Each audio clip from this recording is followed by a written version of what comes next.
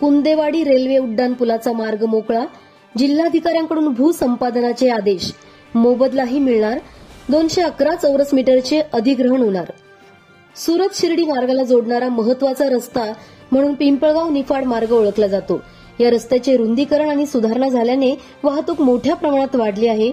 परंतु कुंदेवाडी निफाड रेल्वे उड्डाण पुलाच्या रखडलेल्या कामामुळे तासनतास वाहतूक कोंडीचा सामना करावा लागत होता.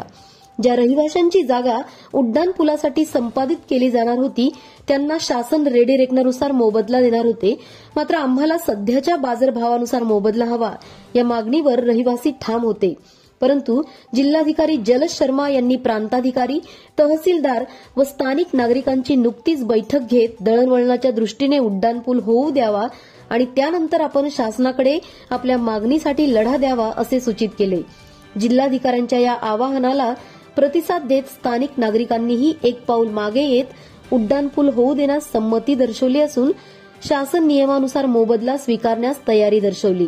त्यामुळे अनेक वर्षांपासून रखडलेल्या उड्डाण पुलाचे काम नवीन वर्षात मार्गी लागणार असून दळणवळण जलद गतीने होणार आहे.